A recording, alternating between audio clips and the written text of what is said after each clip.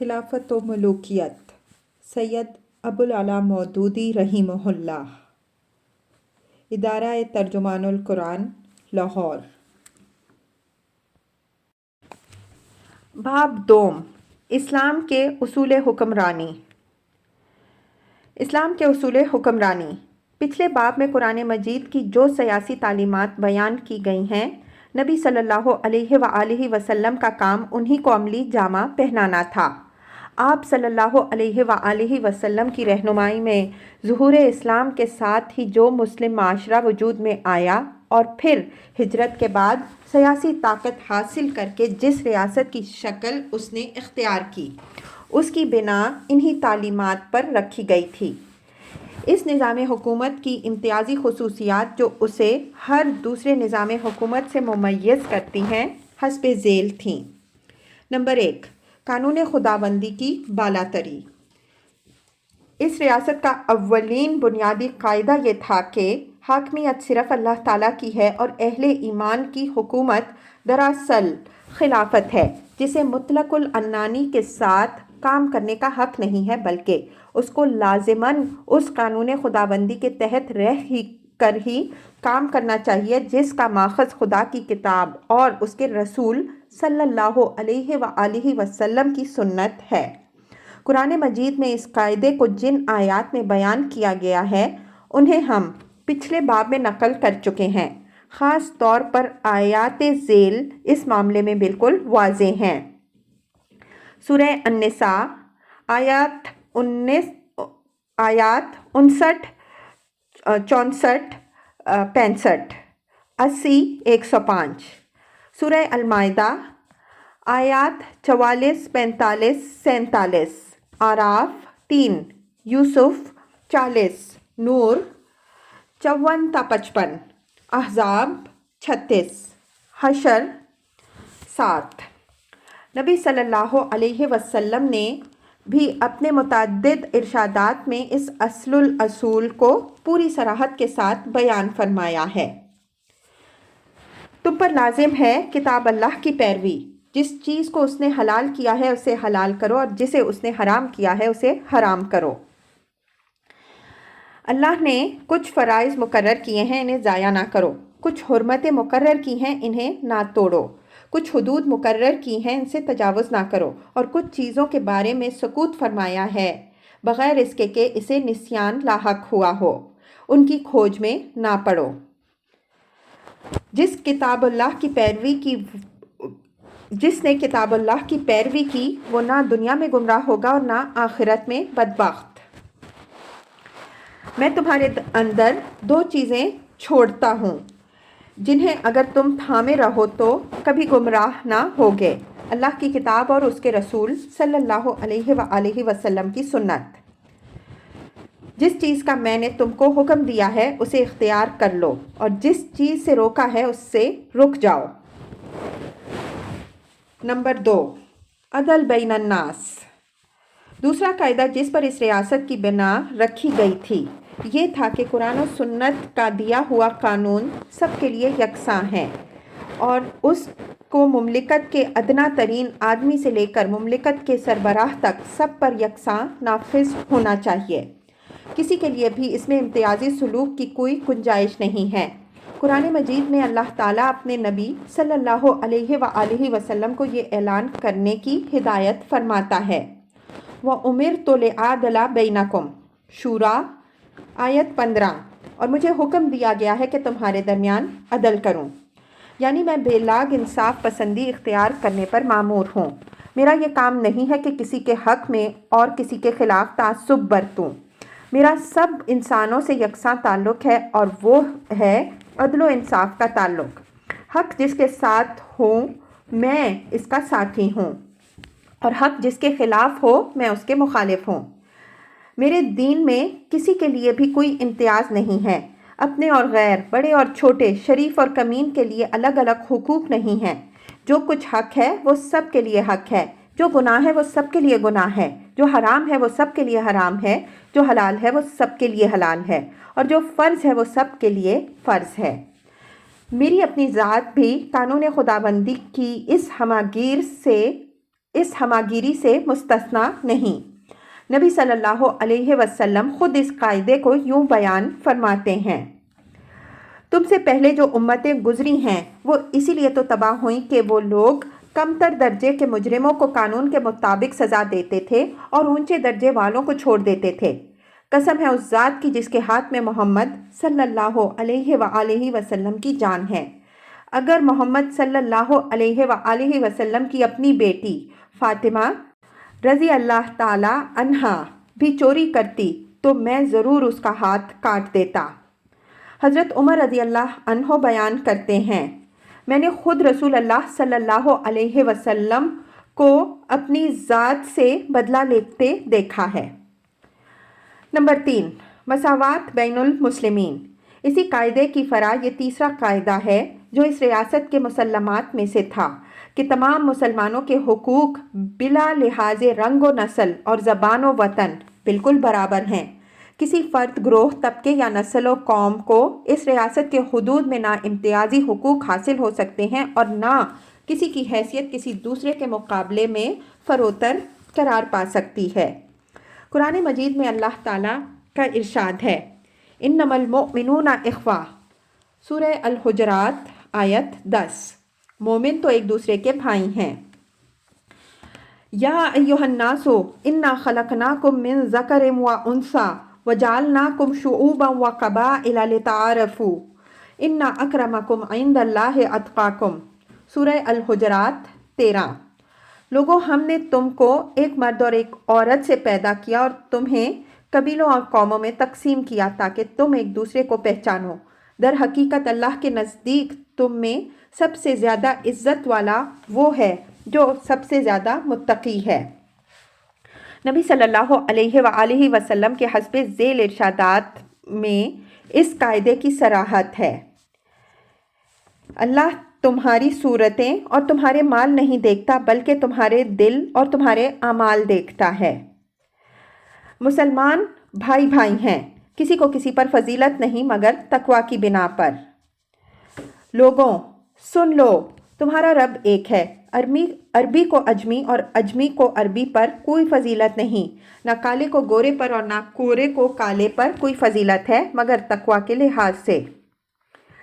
جس نے شہادت دی کہ اللہ کے سوا کوئی خدا نہیں اور ہمارے قبلے کی طرف رخ کیا اور ہماری طرح نماز پڑھی اور ہمارا ذبیحہ کھایا، وہ مسلمان ہے۔ اس کے حقوق وہی ہیں جو مسلمان کے حقوق ہیں اور اس پر فرائض وہی ہیں جو مسلمان کے فرائض ہیں۔ مومنوں کے خون ایک دوسرے کے برابر ہیں، وہ دوسروں کے مقابلے میں ایک ہیں اور ان کا ایک ادنا آدمی بھی ان کی طرف سے ذمہ لے سکتا ہے۔ مسلمان پر جزیہ عائد نہیں کیا جا سکتا۔ 4، حکومت کی ذمہ داری اور جواب دہی۔ چوتھا اہم قاعدہ جس پر یہ ریاست قائم ہوئی تھی یہ تھا کہ حکومت اور اس کے اختیارات اور اموال خدا اور مسلمانوں کی امانت ہیں جنہیں خدا ترس، ایماندار اور عادل لوگوں کے سپرد کیا جانا چاہیے۔ اس امانت میں کسی شخص کو من مانے طریقے پر یا نفسانی اغراض کے لیے تصرف کرنے کا حق نہیں ہے، اور جن لوگوں کے سپرد یہ امانت ہو وہ اس کے لیے جواب دہ ہیں۔ قرآن مجید میں اللہ تعالیٰ کا ارشاد ہے: ان اللہ یأمرکم ان تؤدوا الامانات الی اہلہا واذا حکمتم بین الناس ان تحکموا بالعدل ان اللہ نعم ما یعظکم بہ ان اللہ کان سمیعا بصیرا۔ النساء 58۔ اللہ تم کو حکم دیتا ہے کہ امانتیں اہل امانت کے سپرد کرو اور جب لوگوں کے درمیان فیصلہ کرو تو عدل کے ساتھ کرو۔ اللہ تمہیں اچھی نصیحت کرتا ہے، یقیناً اللہ سب کچھ سننے اور دیکھنے والا ہے۔ رسول اللہ صلی اللہ علیہ وآلہ وسلم کا ارشاد ہے: خبردار رہو، تم میں سے ہر ایک راعی ہے اور ہر ایک اپنی رعیت کے بارے میں جواب دہ ہے، اور مسلمانوں کا سب سے بڑا سردار جو سب پر حکمران ہو وہ بھی راعی ہے اور اپنی رعیت کے بارے میں جواب دہ۔ کوئی حکمران جو مسلمانوں میں سے کسی رعیت کے معاملات کا سربراہ ہو اگر اس حالت میں مرے کہ وہ ان کے ساتھ دھوکہ اور خیانت کرنے والا ہو تو اللہ تعالیٰ اس پر جنت حرام کر دے گا۔ کوئی حاکم جو مسلمانوں کی حکومت کا کوئی منصب سنبھالے پھر اس کی ذمہ داریاں ادا کرنے کے لیے جان نہ لڑائے اور خلوص کے ساتھ کام نہ کرے، وہ مسلمانوں کے ساتھ جنت میں قطعاً نہ داخل ہوگا۔ نبی صلی اللہ علیہ وآلہ وسلم نے حضرت ابو ذر رضی اللہ عنہ سے فرمایا، اے ابو ذر، تم کمزور آدمی ہو اور حکومت کا منصب ایک امانت ہے۔ قیامت کے روز وہ رسوائی اور ندامت کا موجب ہوگا سوائے اس شخص کے جو اس کے حق کا پورا لحاظ کرے اور جو ذمہ داری اس پر عائد ہوتی ہے اسے ٹھیک ٹھیک ادا کرے۔ کسی حاکم کا اپنی رعیت میں تجارت کرنا بدترین خیانت ہے۔ جو شخص ہماری حکومت کے کسی منصب پر ہو وہ اگر بیوی نہ رکھتا ہو تو شادی کر لے، اگر خادم نہ رکھتا ہو تو ایک خادم حاصل کر لے، اگر گھر نہ رکھتا ہو تو ایک گھر لے لے، اگر سواری نہ رکھتا ہو تو ایک سواری لے لے۔ اس سے آگے جو شخص قدم بڑھاتا ہے وہ خائن ہے یا چور۔ حضرت ابو بکر صدیق رضی اللہ تعالی عنہ فرماتے ہیں، جو شخص حکمران ہو اس کو سب سے زیادہ بھاری حساب دینا ہوگا اور وہ سب سے زیادہ سخت عذاب کے خطرے میں مبتلا ہوگا، اور جو حکمران نہ ہو اس کو ہلکا حساب دینا ہوگا اور اس کے لیے ہلکے عذاب کا خطرہ ہے، کیونکہ حکام کے لیے سب سے بڑھ کر اس بات کے مواقع ہیں کہ ان کے ہاتھوں مسلمانوں پر ظلم ہو، اور جو مسلمانوں پر ظلم کرے وہ خدا سے غداری کرتا ہے۔ حضرت عمر رضی اللہ عنہ فرماتے ہیں، دریائے فرات کے کنارے ایک بکری کا بچہ بھی اگر ضائع ہو جائے تو مجھے ڈر لگتا ہے کہ اللہ مجھ سے باز پرس کرے گا۔ 5 شورا۔ اس ریاست کا 5واں اہم قاعدہ یہ ہے کہ سربراہ ریاست مسلمانوں کے مشورے اور ان کی رضامندی سے مقرر ہونا چاہیے اور اسے حکومت کا نظام بھی مشورے سے چلانا چاہیے۔ قرآن مجید میں ارشاد ہوا ہے، وَأَمْرُهُمْ شُورَىٰ بَيْنَهُمْ الشورى 38، اور مسلمانوں کے معاملات باہمی مشورے سے چلتے ہیں۔ وَشَاوِرْهُمْ فِي الْأَمْرِ آل عمران 159، اور اے نبی صلی اللہ علیہ وسلم ان سے معاملات میں مشاورت کرو۔ حضرت علی رضی اللہ عنہ کا بیان ہے کہ میں نے رسول اللہ صلی اللہ علیہ وسلم کی خدمت میں عرض کیا کہ اگر آپ صلی اللہ علیہ وسلم کے بعد ہمیں کوئی ایسا مسئلہ پیش آئے جس کے متعلق نہ قرآن میں کوئی حکم ہو اور نہ آپ صلی اللہ علیہ وسلم سے ہم نے کچھ سنا ہو تو ہم کیا کریں؟ فرمایا، اس معاملے میں دین کی سمجھ رکھنے والے اور عابد لوگوں سے مشورہ کرو اور کسی خاص شخص کی رائے پر فیصلہ نہ ڈالو۔ حضرت عمر رضی اللہ عنہ کہتے ہیں، جو شخص مسلمانوں کے مشورے کے بغیر اپنی یا کسی اور شخص کی امارت کے لیے دعوت دے تو تمہارے لیے حلال نہیں ہے کہ اسے قتل نہ کرو۔ ایک اور روایت میں حضرت عمر رضی اللہ عنہ کا یہ قول نقل ہوا ہے، مشورے کے بغیر کوئی خلافت نہیں۔ نمبر 6، اطاعت فی المعروف۔ چھٹا قاعدہ جس پر یہ ریاست قائم کی گئی تھی یہ تھا کہ حکومت کی اطاعت صرف معروف میں واجب ہے، معصیت میں کسی کو اطاعت کا حق نہیں پہنچتا۔ دوسرے الفاظ میں اس قاعدے کا مطلب یہ ہے کہ حکومت اور حکام کا صرف وہی حکم ان کے ماتحتوں اور رعیت کے لیے واجب الاطاعت ہے جو قانون کے مطابق ہو۔ قانون کے خلاف حکم دینے کا نہ انہیں حق پہنچتا ہے اور نہ کسی کو اس کی اطاعت کرنی چاہیے۔ قرآن مجید میں خود رسول اللہ صلی اللہ علیہ وسلم کی بیعت کو بھی اطاعت فی المعروف کے ساتھ مشروط کیا گیا، حالانکہ آپ صلی اللہ علیہ وآلہ وسلم کی طرف سے کسی معصیت کا حکم صادر ہونے کا سوال ہی پیدا نہیں ہوتا۔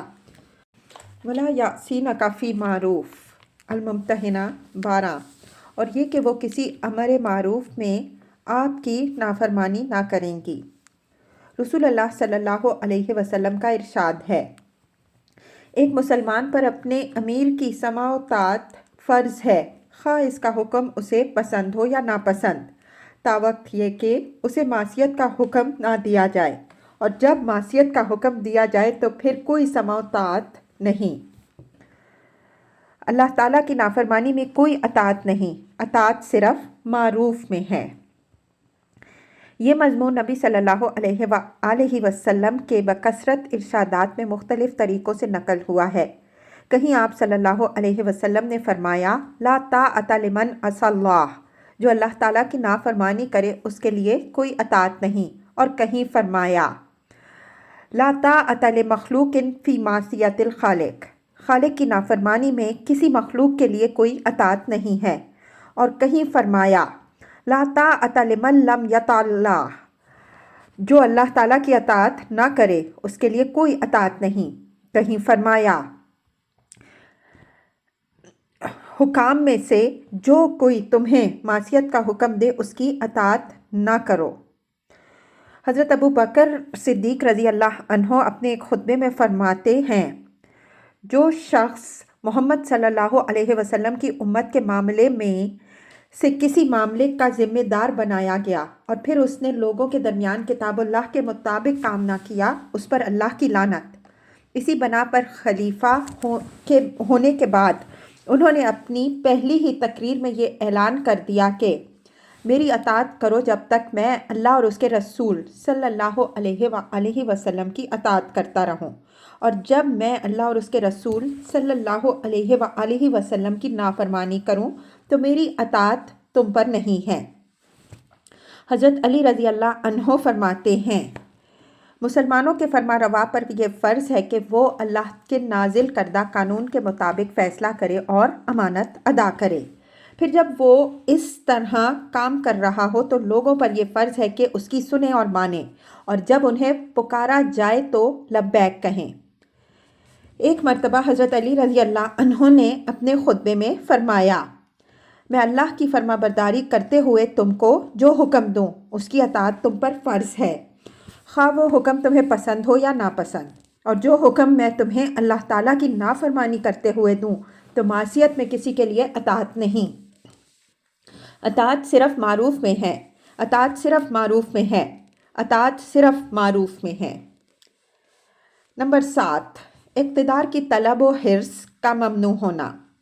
یہ قاعدہ بھی اس ریاست کے قواعد میں سے تھا کہ حکومت کے ذمہ دارانہ مناصب کے لیے عموماً اور خلافت کے لیے خصوصاً وہ لوگ سب سے زیادہ غیر موزوں ہیں جو خود عہدہ حاصل کرنے کے طالب ہوں اور اس کے لیے کوشش کریں۔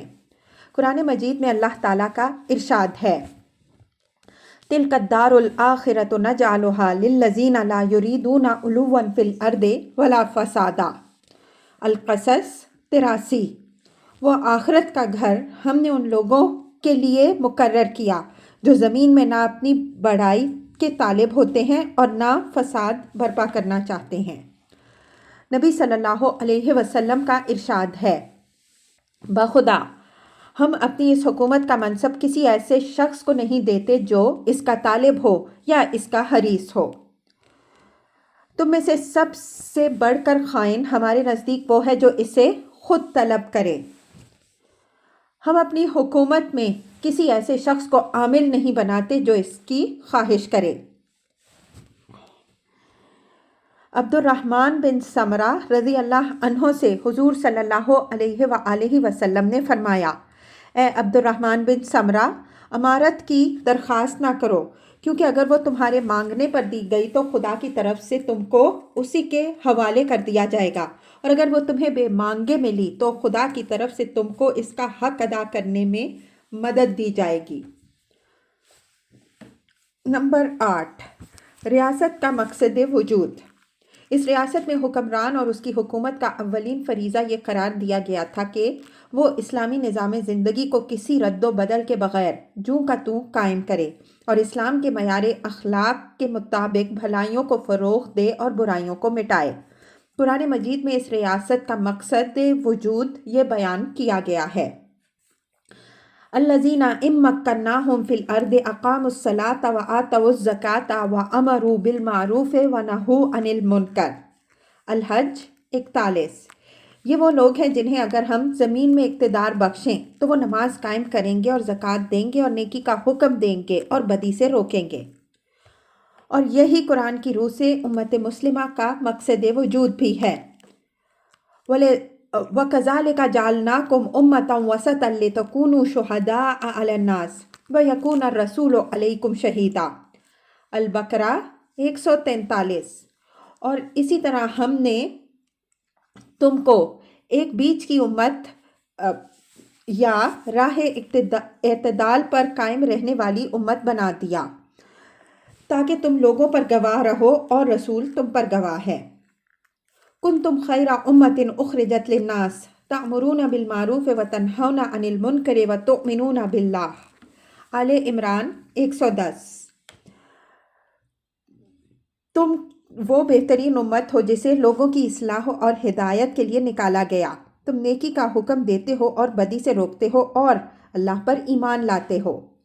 علاوہ بریں جس کام پر محمد صلی اللہ علیہ وسلم اور آپ صلی اللہ علیہ وسلم سے پہلے کے تمام انبیاء علیہم السلام مامور تھے، وہ قرآن مجید کی روح سے یہ تھا کہ ان اقیموا الدین ولا تتفرقوا فیہ، سورہ الشورى آیت 13، دین کو قائم کرو اور اس میں متفرق نہ ہو جاؤ۔ غیر مسلم دنیا کے مقابلے میں آپ صلی اللہ علیہ وسلم کی ساری جد و جہد صرف اس غرض کے لیے تھی کہ یکون الدین کلہ للہ، انفال 39، دین پورا کا پورا صرف اللہ ہی کے لیے ہو جائے۔ اور تمام انبیاء علیہم السلام کی امتوں کی طرح آپ صلی اللہ علیہ وآلہ وسلم کی امت کے لیے بھی اللہ تعالیٰ کا حکم یہ تھا کہ لِيَعْبُدُوا اللَّهَ مُخْلِصِينَ لَهُ الدِّينَ حُنَفَاءَ، البینہ 5، وہ یکسو ہو کر اللہ کی بندگی کریں اپنے دین کو اسی کے لیے خالص کرتے ہوئے۔ اس لیے آپ صلی اللہ علیہ وآلہ وسلم کی قائم کردہ ریاست کا اصل کام ہی یہ تھا کہ دین کے پورے نظام کو قائم کرے اور اس کے اندر کوئی ایسی آمیزش نہ ہونے دے جو مسلم معاشرے میں دورنگی پیدا کرنے والی ہو۔ اس آخری نقطے کے بارے میں نبی صلی اللہ علیہ وآلہ وسلم نے اپنے اصحاب اور جانشینوں کو سختی کے ساتھ متنبہ فرما دیا ہے، جو شخص ہمارے اس دین میں کوئی ایسی بات نکالے جو اس کی جنس سے نہ ہو، اس کی بات مردود ہے۔ خبردار، نرالی باتوں سے بچنا، کیونکہ ہر نرالی بات بدعت ہے اور ہر بدعت گمراہی۔ جس نے کسی بدعت نکالنے والے کی توقیر کی، اس نے اسلام کو منہدم کرنے میں مدد دی۔ اسی سلسلے میں آپ صلی اللہ علیہ وآلہ وسلم کا یہ ارشاد بھی ہمیں ملتا ہے کہ 3 آدمی خدا کو سب سے زیادہ ناپسند ہیں، اور ان میں سے ایک وہ شخص ہے جو اسلام میں جاہلیت کا کوئی طریقہ چلانا چاہے۔ نمبر 9، امر بالمعروف و نہی عن المنکر کا حق اور فرض۔ اس ریاست کے قواعد میں سے آخری قاعدہ جو اس کو صحیح راستہ پر قائم رکھنے کا ضامن تھا، یہ تھا کہ مسلم معاشرے کے ہر فرد کا نہ صرف یہ حق ہے بلکہ یہ اس کا فرض بھی ہے کہ کلمہ حق کہے، نیکی اور بھلائی کی حمایت کرے، اور معاشرے یا مملکت میں جہاں بھی غلط اور ناروا کام ہوتے نظر آئیں، ان کو روکنے میں اپنی امکانی حد تک پوری کوشش صرف کر دے۔ قرآن مجید کی ہدایات اس باب میں یہ ہیں: تعاونوا علی البر والتقوی ولا تعاونوا علی الاثم والعدوان، مائدہ آیت 2، نیکی اور تقوی میں تعاون کرو اور گناہ اور زیادتی میں تعاون نہ کرو۔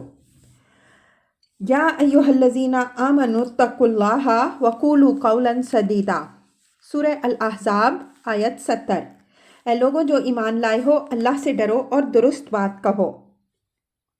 یا ایھا الذین آمنوا کونوا قوامین بالقسط شہداء للہ ولو علی انفسکم او الوالدین والاقربین، النساء 135، اے لوگوں جو ایمان لائے ہو، انصاف پر قائم رہنے والے اور اللہ کے لیے گواہی دینے والے بنو، خواہ تمہاری گواہی خود تمہارے اپنے خلاف یا تمہارے والدین یا قریبی رشتہ داروں کے خلاف پڑے۔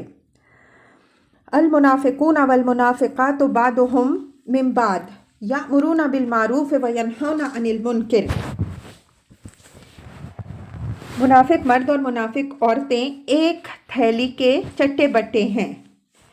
वो बुराई का हुक्म देते हैं और भलाई से रोकते हैं। वल्मुमिनूना वल्मुमिनातु बादुहुम औलियाउ बाद यामुरूना बिलमारूफ व यनहौना अनिल मुनकर। और मोमिन मर्द और मोमिन औरतें एक दूसरे के साथी हैं, वो भलाई का हुक्म देते हैं और बुराई से रोकते हैं। सूरह अत-तौबा आयात 67 ता 71। कुरान में अहले ईमान की इम्तियाजी सिफ़त ये बयान की गई है कि वो आमरूना बिलमारूफ वन्नाहूना अनिल मुनकर वल हाफिजूना लिहुदूदिल्लाह। अत-तौबा 112। नेकी का हुक्म देने वाले, बदी से मना करने वाले और अल्लाह के हुदूद की हिफाजत करने वाले हैं। नबी सल्लल्लाहु अलैहि वसल्लम के इरशादात इस मामले में ये हैं। तुम में से जो शख्स कोई बुराई देखे उसे चाहिए कि इसको हाथ से बदल दे। अगर ऐसा ना कर सके तो ज़बान से रोके। अगर ये भी ना कर सके तो दिल में बुरा समझे और रोकने की ख्वाहिश रखे, और ये ईमान का ज़ईफ़ तरीन दर्जा है। इसी तरह फरमाया, फिर उनके बाद नालायक लोग उनकी जगह आएंगे, उन्हें कहेंगे वो बातें जो करेंगे नहीं, और करेंगे वो काम जिनका उन्हें हुक्म नहीं दिया गया। बस जो उनके खिलाफ हाथ से जिहाद करे वो मोमिन है, और जो उनके खिलाफ ज़बान से जिहाद करे वो मोमिन है, और जो उनके खिलाफ दिल से जिहाद करे वो मोमिन है, और इससे कम तर ईमान का ज़र्रा बराबर भी कोई दर्जा नहीं है। इसी तरह फरमाया, सबसे अफजल जिहाद ज़ालिम हुक्मरान के सामने इंसाफ की या हक़ की बात कहना है। और फरमाया, लोग जब जालिम को देखें और उसके हाथ ना पकड़ें तो बईद नहीं कि अल्लाह उन पर अज़ाब आम भेज दे। और फरमाया, मेरे बाद कुछ लोग हुक्मरान होने वाले हैं, जो उनके झूठ में उनकी तायीद करे और उनके जुल्म में उनकी मदद करे, वो मुझसे नहीं और मैं उससे नहीं। और फरमाया, अनकरीब तुम पर ऐसे लोग हाकिम होंगे जिनके हाथ में तुम्हारी रोज़ी होगी। वो तुमसे बात करेंगे तो झूठ बोलेंगे, और काम करेंगे तो बुरे काम करेंगे। वो तुमसे उस वक्त तक राज़ी ना होंगे जब तक तुम उनकी बुराइयों की तारीफ़ और उनके झूठ की तस्दीक ना करो। बस तुम उनके सामने हक़ पेश करो जब तक वो उसे गवारा करें। फिर अगर वो इससे तजावज़ करें तो जो शख्स उस पर कत्ल किया जाए वो शहीद है। और फरमाया, जिसने किसी हाकिम को राज़ी करने के लिए वो बात की जो उसके रब को नाराज़ कर दे, वो अल्लाह के दीन से निकल गया।